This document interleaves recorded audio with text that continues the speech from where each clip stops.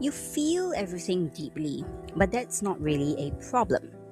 Welcome to the first of the Limerence Archetypes series, and the first archetype we have here is the hunger loop. But before we really get into what the hunger loop really is, as we begin this video, I want you to embrace the idea of feeling deeply. If you have to close your eyes and imagine how it is and how does it feel like to be deeply, intimately connected with a pet, a loved one, someone or something that you really, really love, and imagine how that actually feels for you. Feeling everything deeply is not a flaw. Okay, it's not a character flaw, but it's a powerful trait that allows for profound connections and insights for an individual that is built to actually feel deeply. Okay, so this archetype, the hunger loop, represents the cycle of yearning and seeking that so many of us experience in limerence. It's about the depth of our emotions and the intensity of our desires. Okay, so remember, this intense feeling is not the problem itself. You are not a problem.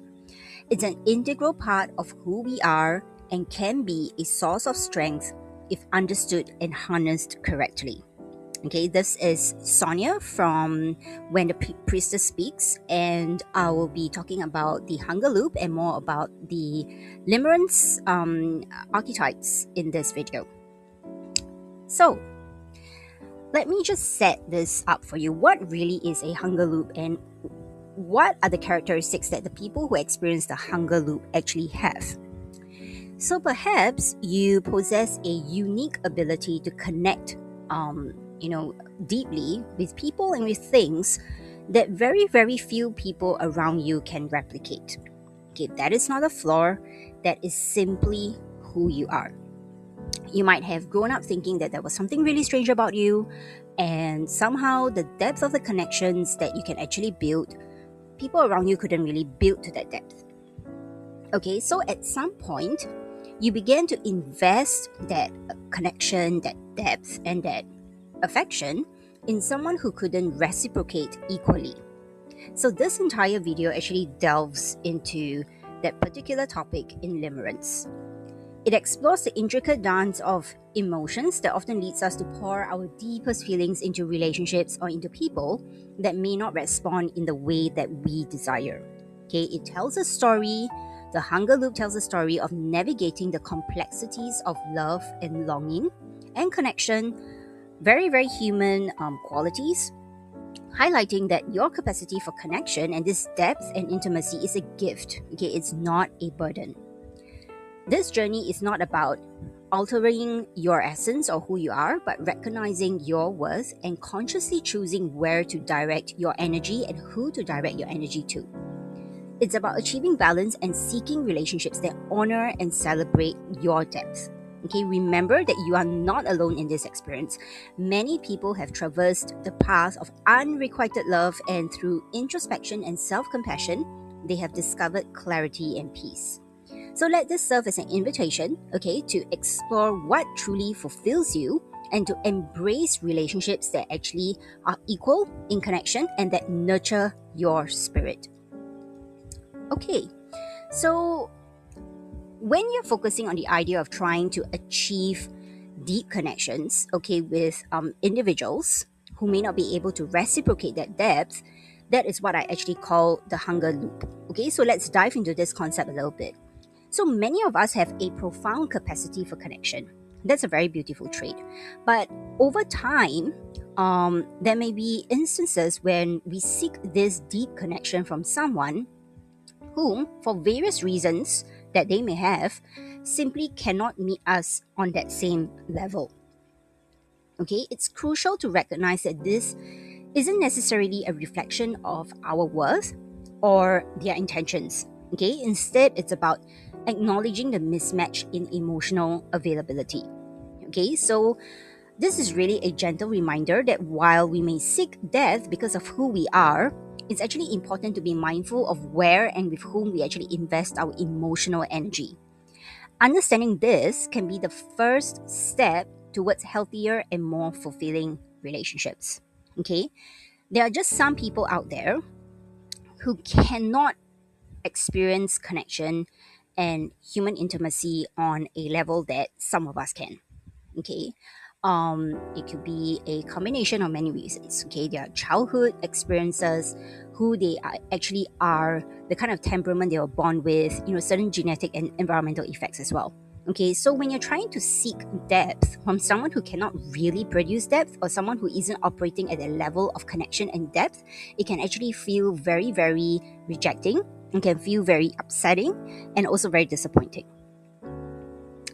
So, to just illustrate this example a little bit further, okay, about the hunger loop, I'll give you a real life case study or an example. Okay, so I have a reader named, we shall call her Priya. Okay, this is not her real name, but she wrote to me a few months ago, and what she said was, she had been in love with her best friend for 2 years.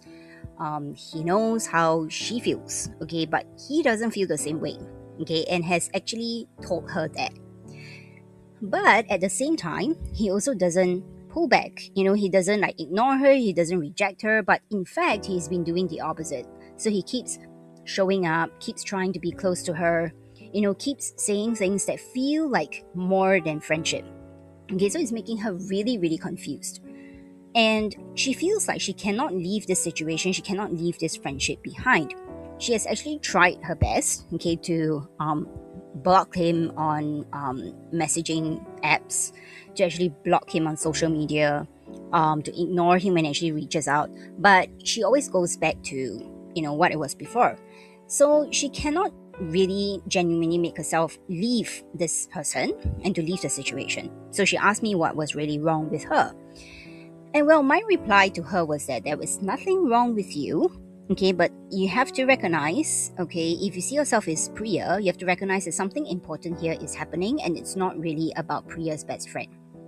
Okay, so what Priya actually described here is one of the most recognizable patterns I've actually encountered in people who have come to me for help on limerence.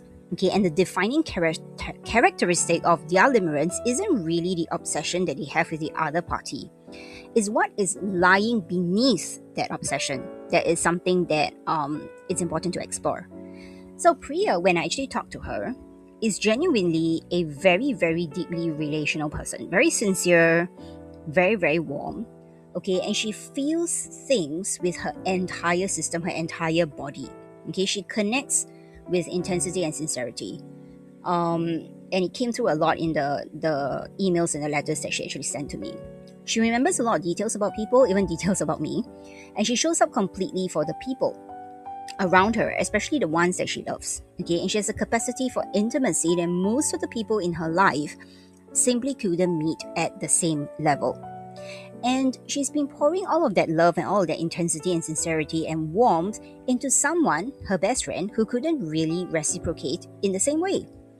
And that's not because he's a bad person, okay, but because the match and the depth and the level of connection was just never really there.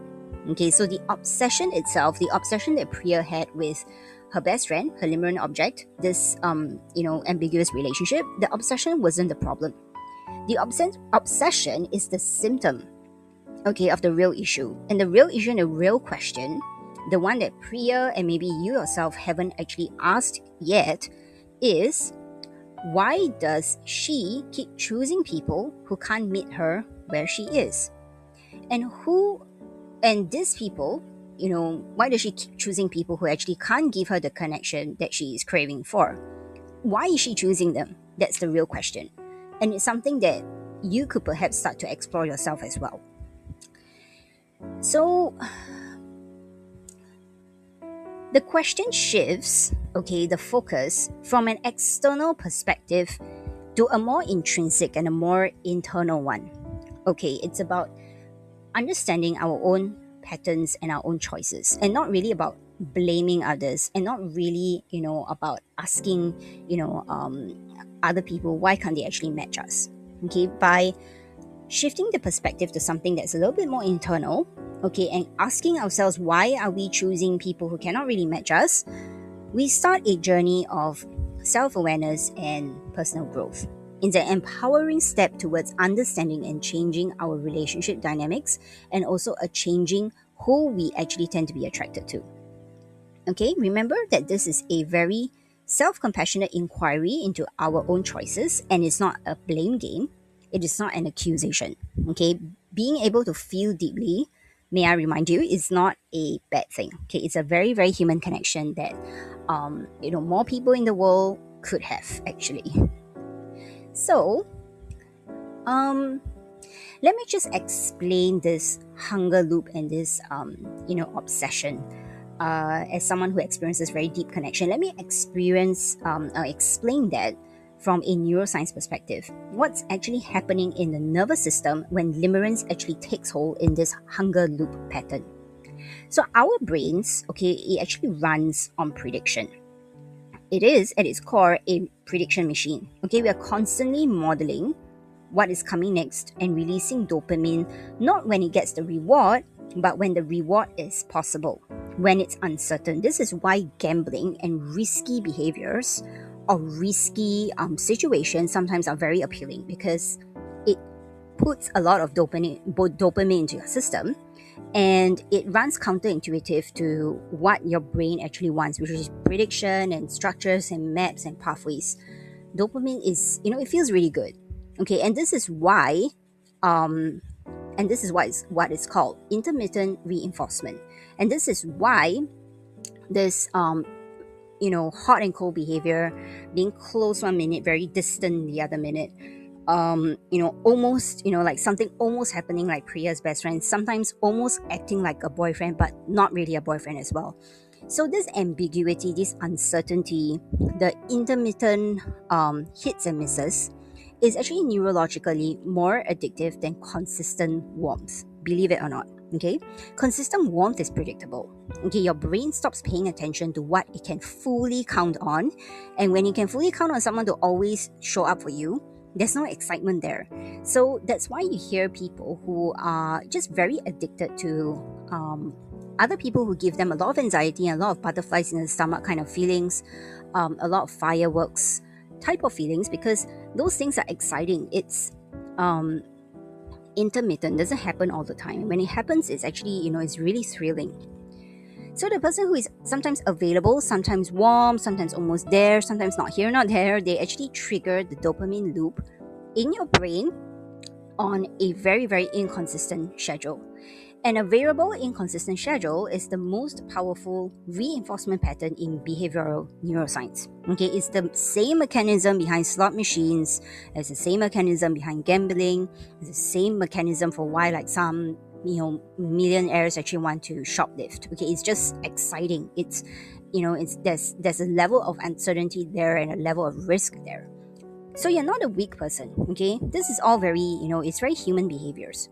You just have been wired based on your previous experiences to actually find inconsistency in a person very attractive.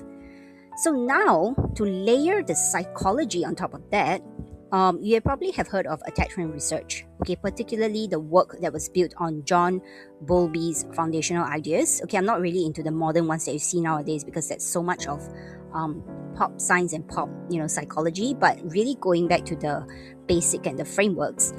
From this foundational idea or foundational finding from John Bowlby, we understand that we develop internal working models of relationships very early on in our lives.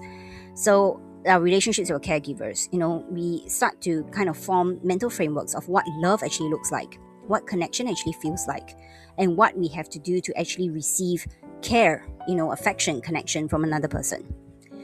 So for people with a particular relational history, okay, one where love was maybe real but inconsistent, warm but very conditional and transactional, present but also somehow sometimes absent, the inconsistent, intermittent, variable pattern doesn't just feel familiar, it's how they actually feel loved. Okay, so imagine if you were someone, you're very much younger, you're a child, and perhaps you had, parents who were very, very hot and cold with the way they actually give you affection. Okay, but if you come from certain cultures, you understand, okay, coming from an Asian culture myself, you understand that a lot of parental love in these cultures are actually very conditional and transactional. It's all like, oh, if you do well in school, or if you do well in a math exam, then I am going to take you out, to on a vacation, or take you out to the amusement park, things like that. So when a child actually learns that this is how they are going to receive love, it becomes a mental model for how they actually would want to receive love when they have grown up. Okay, so that's a whole attachment theory there. And this is really because what love felt like to them when the pattern was first formed. So the limerent object is not someone who is chosen randomly. Okay, they are chosen because the limerent object actually fits the relationship model that the individual is actually used to. And in neuro-linguistic practitioner terms, in how the mind actually structures and represents experience, what's happening is that the internal representation of love has been already anchored to the feeling of longing and the feeling of inconsistency itself. The wanting itself, the longing, is actually the feeling of love for these people. Okay, so which means that if the wanting, the longing, the inconsistency from the other person actually stopped, and if it were actually reciprocated fully, consistently, without any ambiguity, it might not actually feel like love to the person anymore. And this is what is called the limerent loop. Okay, it's a cycle where the anticipation and the uncertainty fuel the emotions, creating a sense of passion. Okay, that is both exhilarating, it's all the dopamine rushing into your bloodstream, but at the same time, it feels really exhausting. The challenge lies in recognizing this limerent loop when you're actually in it, and understanding that the intensity of longing is not necessarily an indication of true connection with the other person or true compatibility. Sometimes a lot of people mistake having fireworks or having very intense chemistry with the other person as an indicator of true love. It doesn't necessarily mean that. So breaking free from these types of pattern actually requires deep introspection and a conscious effort to redefine what love actually means to you. So it involves seeking relationships where mutual respect, understanding, and genuine affection are at the forefront. And by doing so, you can actually begin to experience the love that is deeply connected, steady, fulfilling, and rooted in reality rather than in your mental fantasies. So in this journey, there are many vital tools that you can actually tap on: mindfulness, self-awareness, different psychological, cognitive tools. They all help you to identify triggers and old patterns, allowing you to make different choices that lead to healthier, more rewarding relationships. Remember, the goal here is not to eliminate the desire, but to align your desire with people and relationships that match you, that can reciprocate what you are giving them, and that nurture your growth and your happiness. Okay, so now let me take a 八字 or a 5-element lens. Okay, just very briefly, because I think it adds something important here to the discussion. So 八字, very briefly, is a Chinese metaphysical way of looking at people. Okay, so each of us actually has a day master. Okay, an elemental design, or a birth chart that actually describes how we give and receive energy. Okay, how we process experiences in our lives, and what we generally need to feel sustained in life and in love. So your day master is actually calculated when you are born, and people with certain birth chart configurations, particularly those with strong relational elements in their chart, have a genuine structural need for deep connection. Okay, this isn't sentiment. Okay, it's actually design and it's temperament. Okay, so their energy actually moves differently in relationships. They are built to connect deeply, and when that need actually goes unmet, the system looks for a way to stimulate the feeling of connection. Even if the actual connection isn't there, or even if the actual person cannot give the connection. Okay, so the mind, the body actually looks for someone to project that connection onto. So limerence from the Chinese physical 八字 lens isn't pathology. Okay, it's a misrouted need.